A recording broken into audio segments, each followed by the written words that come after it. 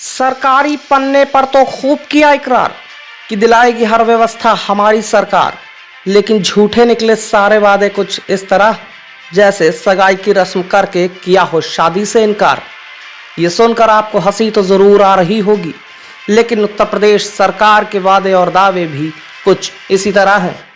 लोग दर दर भटकने को मजबूर हो रहे हैं, सांसों के लिए तरस रहे हैं। कई लोगों ने तो अपनी जान तक गंवा दी और सरकार शमशान और कब्रिस्तान को ढकने में लगी हुई है। कब्रिस्तान में दफनाए जा रहे शव और शमशान में जल रही चिताएं चीख चीख कर बस एक ही बात कह रही हैं कि जीते जी तो हमें कुछ न मिला, लेकिन सरकार मरने के बाद आंकड़ों में जगह जरूर दे दीजिएगा। उत्तर प्रदेश सरकार और उनके अधिकारियों को हाईकोर्ट के द्वारा कई बार फटकारा गया, लेकिन वो फटकार पुचकार ही नजर आ रही है। ऐसा नहीं है कि प्रदेश के मुखिया काम नहीं कर रहे, वो भाग रहे हैं। जिलों में दौरे करने के लिए भागते ही जा रहे हैं। तो हमने भी अपनी गाड़ी उठाई और राजधानी के कई गांव में भाग भाग कर सच्चाई जानने की कोशिश की। देखें खास रिपोर्ट।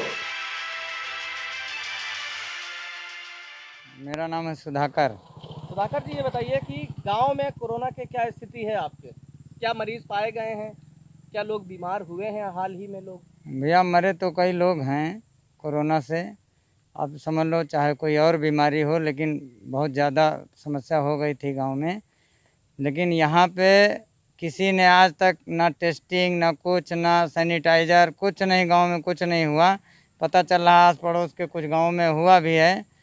सबसे ज़्यादा हम सरकार की आलोचना नहीं करते हैं, मक्कार तो जो नियुक्त किए जाते हैं कर्मचारी वो हैं, वो जो है इस समय अपना पूरा फ़ायदा उठा रहे हैं। अच्छा, अगर बात की जाए तो टेस्टिंग जैसे आपने बताया कि नहीं हो रही है यहाँ पर, तो टेस्टिंग के लिए क्या आप लोग को पता है कि कहाँ जाना है? और वैक्सीनेशन जो हो रहा है कोरोना का, कुछ नहीं पता उसके लिए वैक्सीनेशन के लिए क्या रजिस्ट्रेशन करवाया है आप लोगों ने?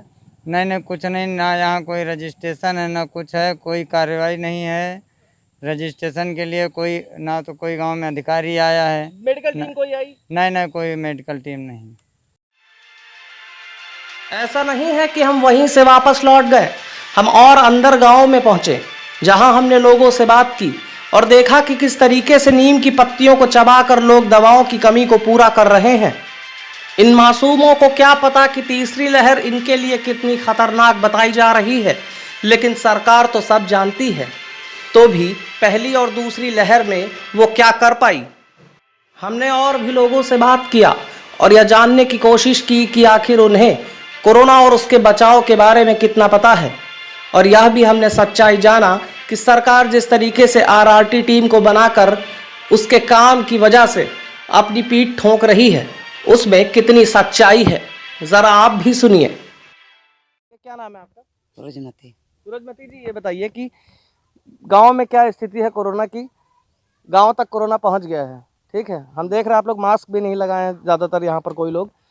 तो क्या बीमारियाँ यहाँ पर अभी हैं? कुछ लोग बीमार हैं या ठीक है अभी गांव में कोई ऐसी चीज़ नहीं है? नहीं कोई तो नहीं बीमार था अभी। कोई नहीं बीमार है। और जांच की अगर बात की जाए तो कोरोना की जांच आप लोग कहाँ कराने गए? क्या कराई है या कोई यहाँ आया है? हम तो साहब यहाँ न कोई आया है न कहीं गए नहीं। कोई जानकारी है कि कहाँ होती है जांच? नहीं, हमको तो जानकारी नहीं साहब। यहाँ और दवा कोरोना की जो टीका लगता है वो? यहाँ नहीं टीका वीका कोई लगवाया साहब, ना हम पंजे लगवावा है। तो ये पता है कि कहाँ लगवाएंगे और किस तरीके से रजिस्ट्रेशन यानी कि पंजीकरण आप अपना करवाएंगे? हमका नहीं मालूम साहब। मोबाइल से होता है? नहीं, हमका मोबाइल में चला नहीं नवादे साहब। राम कुमार। कहाँ रहते हैं आप? नंदौली। ये बताइए राम कुमार जी की जिस तरीके से दूसरी लहर आई है कोरोना की, जी गांव को ज्यादा प्रभावित किया है जी। तो गांव में क्या आपके बीमार लोग हुए हैं, बुखार से पीड़ित हुए हैं? कितने लोग ऐसे होंगे लगभग? लगभग तो शायद काफ़ी लोग ऐसे समस्या में थे, बुखार से पीड़ित हाँ, बीमार हाँ थे। काफ़ी लोग। तो कब से ये स्थिति बनी है गांव की आपके? यही आप मान के चलिए 15-20 दिन हुआ, अब कुछ लोग ठीक हुए हैं, लेकिन पहले तो बहुत लोग बीमार थे। अच्छा, कोई आई टीम, सरकारी टीम, सरकार की तरफ से दवा देने या जांच करने? नहीं, हमारी जानकारी में तो कोई नहीं आया है। जांच करने कोरोना की? ना कोई हमारी जानकारी में कोई नहीं आया। अच्छा, क्या आपको ये पता है कि किस तरीके से वैक्सीनेशन लगवाना है, कोरोना की टीकाकरण करवाना है, कैसे करवाना है? अब ये सर हम नहीं बता सकते कैसे होता है, कैसे क्या होता है। रजिस्ट्रेशन वगैरह नहीं जानते? नहीं, मोबाइल से? नहीं हमको नहीं मालूम। ग्रामीण क्षेत्रों में कोरोना की क्या स्थिति है और लोगों को कितनी जानकारी है, ईटीवी भारत इस रियलिटी चेक पे निकला था और हमने अपने रियलिटी चेक में ये पाया है कि बहुत से ऐसे गांव हैं अभी जहां स्थितियां सामान्य बनी हुई हैं। वहीं बहुत से ऐसे भी हमें गांव मिले और लोग मिले जिन्होंने बताया कि उनके गांव में लोगों की तबीयत काफ़ी ख़राब रही, काफ़ी बीमार रहे लोग, लेकिन शासन और प्रशासन की तरफ से उन्हें बिल्कुल भी मदद नहीं मिली। सरकारी अमले से कोई भी उनकी सुध लेने नहीं पहुंचा। वहीं जो सबसे गंभीर बात है कोरोना के विषय में वो ये है कि गांव में लोगों को जानकारी का अभाव है। उन्हें जानकारी ही नहीं है कि किस तरीके से कोरोना का टेस्ट करवाएं और किस तरीके से वो कोरोना वैक्सीन के लिए अपने आप को रजिस्टर करें, जिससे आने वाले समय में उन्हें वैक्सीनेट किया जा सके। अब ऐसे में एक बड़ा सवाल खड़ा होता है कि सत्ता के शीर्ष कहे जाने वाले राजधानी लखनऊ में जब ये स्थिति है गाँव की, तो पूरे प्रदेश का क्या हाल होगा। योगेश मिश्रा, ITV भारत, लखनऊ।